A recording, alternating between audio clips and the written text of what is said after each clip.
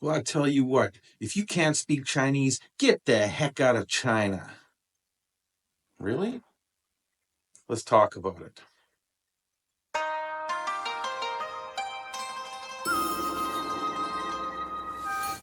大家好，我是 Surat 在中国. Hey everyone, it's Surat in China. How y'all doing today? I hope you're having an absolutely fantastic day. It's a rainy and finally cold day here in Shenzhen. I actually had to wear a jacket today, but for a former Canadian like myself, I actually really look forward to this time of year. It's a great time to get outside, enjoy nature, enjoy the beautiful parks and outdoor areas without the oppressive heat. But you know what else is kind of oppressive? Is when people demand that you speak their language or get the hell out of their country. Now, does this happen in China?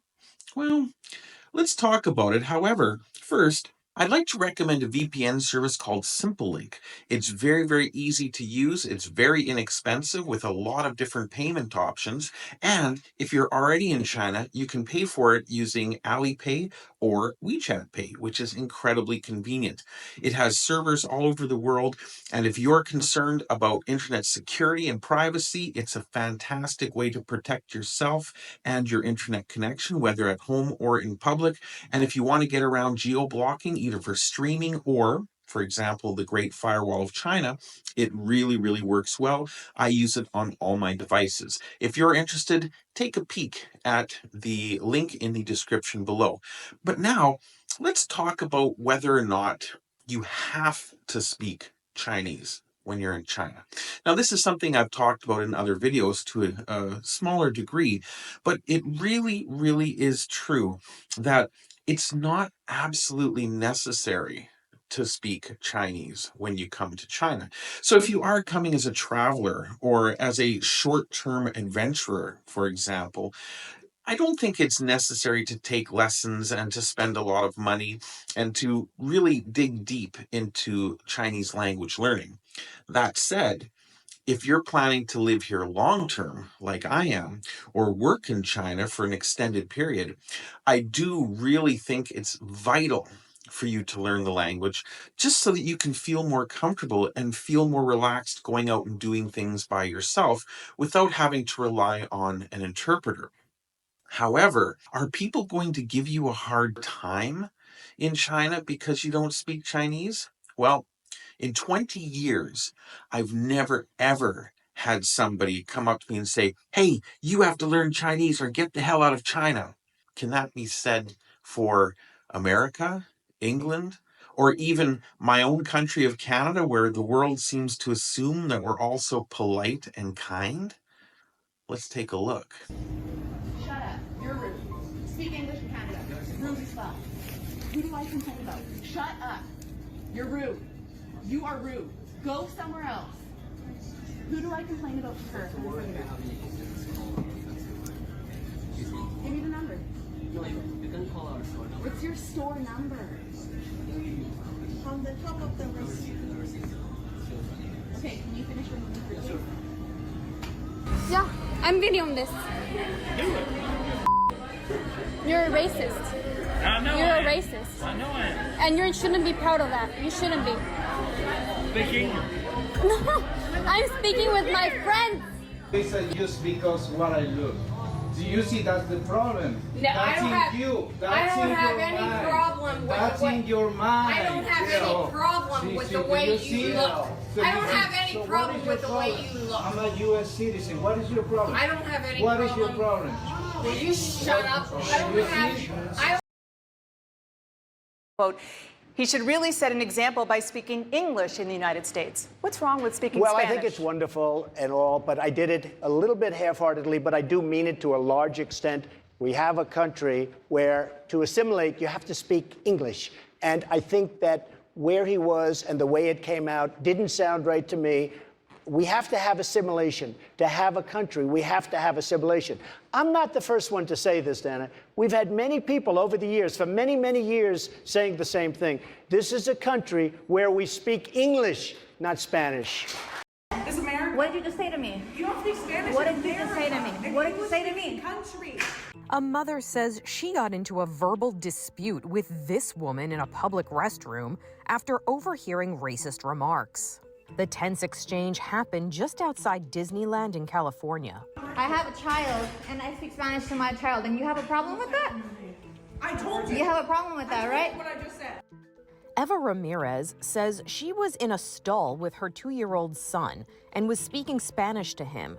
She says she could hear a woman outside the stall complain about hearing people speak Spanish. I opened the bathroom stall, and the individual with the gray t-shirt that's displayed in the video is already standing outside of the door, and she starts screaming at me to speak English in her country.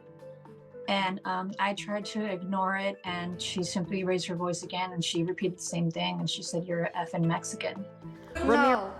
Your comment was racist, and it had nothing to do with using the restroom. I hate Mexicans. It's true. Awesome. Ramirez says she reported the woman to Disneyland's security team, but they didn't do much about it. This person told me, just go about your day. We'll let them go in through one entrance, you go in through another, and we'll call it a day. North America can be a very racist and very, very uncomfortable place if you do not speak English yet, whether you are a tourist or someone who has immigrated to either of those countries. However, in China, I'm very confident in saying exactly the opposite.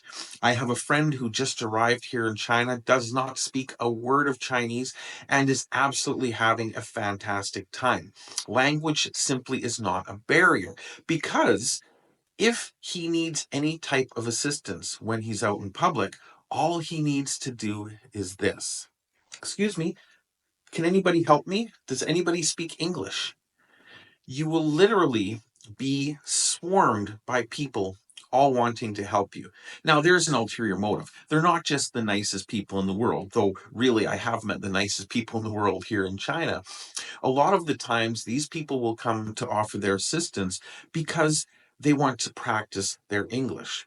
Because as I've mentioned in other videos, Chinese people in general study English from kindergarten all the way through university. It is often considered a mandatory course, unless you happen to live in a very rural farming area where it's not likely that English is ever going to be a priority. So it may or may not be available as a mandatory lesson in those areas, but for the rest of China, it absolutely is. A lot of people are shy and might be very nervous about speaking English with you, or they're very modest and think that their English is very, very bad. But on the whole, if you ask somebody for help, even random people in the street, somebody is going to say, "Yes, I can speak English. How can I help you? What do you need?" And they will help you to translate. They will help you with your phone to look up locations on a map. They will tell you how to say things. They will help you talk to shopkeepers, taxi drivers, whoever you need to talk to. In general, the population is very, very friendly and absolutely accommodating when it comes to people speaking English. In fact, if you come here without speaking any Chinese at all, you're very likely going to meet friends who, when they come to help you the first time, will want to hang out with you and be a part of your adventure simply so that they can practice their English the entire time as well. It's a win-win situation. You get a free translator, a new friend, and that person also gets a new friend and an English teacher. So it's a really great environment for both the foreign visitor and the Chinese national. Like I said, this is simply not the case in other countries. My mother had very bad experiences in Japan, for example, where she was having a very difficult time during a typhoon, and therefore had troubles with the hotel, troubles at the airport, and troubles getting around in general. And when she asked if anybody spoke English to help her, nobody would speak English with her. Nobody would help her. And she was just there as a tourist, so I wouldn't have expected her to learn Japanese. Even in the international airport in Tokyo, people refused to speak in English with her. Even the airport staff, which I found just amazing. I can guarantee you that in 90% of the airports here in China, especially the international airports, there will be English speakers Absolutely. So there's no fear of that.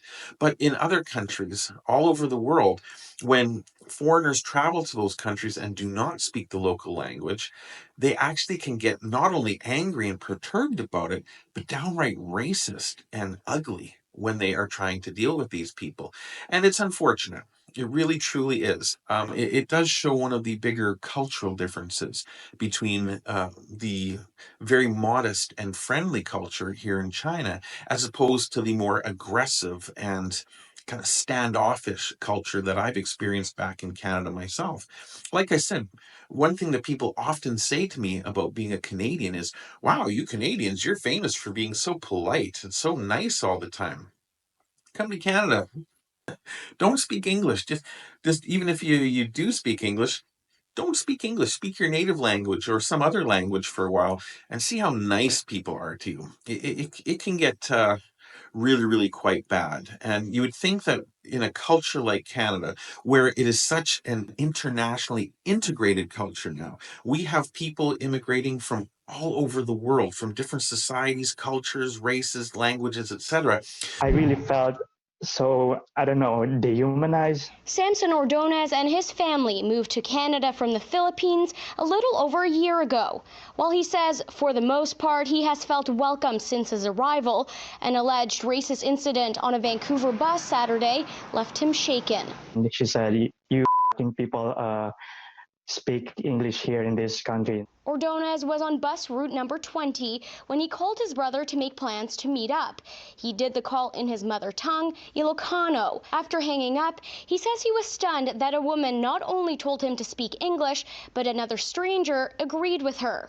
What surprised me even more is the other guy coming in and then even referencing about Indian people or whatever, and about how this kind of people is destroying his appetite. He also alleges the incident happened near the bus driver and says he's sad he didn't stand up for him, nor did anyone else. I thought you would think that the local people would be more accommodating, but as you saw in that video, it's simply not the case. And it's tragic. It's unfortunate, and honestly, it's unnecessary. So when you come to China, are you going to get people saying, if you don't speak Chinese, get the hell out of China? No, absolutely not. If anything, you're going to make new friends. You're going to have a great time, and people are going to be more than accommodating. Perhaps the shopkeeper that you're dealing with doesn't speak any English at all, so you're having a hard time negotiating. Turn around, look at the crowds walking by, and just say to the entire crowd in general, excuse me, does anybody speak English? Somebody will stop. They really, really will. And 9 times out of 10, unless they're super busy, they're going to stop and help you. And I guarantee you're going to have a really good time. So there you go, everybody. Just wanted to share that because I do have a friend who's newly in China right now and is absolutely loving the encounters, the environment, the adventures that he's having. He doesn't speak a word of Chinese, but that's okay. It's not absolutely necessary, and he's not experiencing any of those negative aspects of not speaking the language that we've talked about in this video. Like I said, however, and I've told him this as well, if you do plan on living in China long term, learn the damn language. Not because of the requirements of the people in China, but because it will make your life, your experiences here in China so much easier, so much more comfortable, very much more likely to stay in the long term. Anyway, as for long term, we're at almost 9,000 subscribers right now. 谢谢你们. Thank you so much, everybody. We're getting closer and closer to that 10,000 mark. That's my goal for 2024. And thank you so much for everybody who's trying to help me hit it. It's really easy to help the channel to grow. Just hit that subscribe button below if you haven't done it already, and throw me a big old thumbs up. It really helps the YouTube algorithm to find my videos and to share them with more people. But on that note, see you in the next video, everyone. Have a great day, and Zaijian.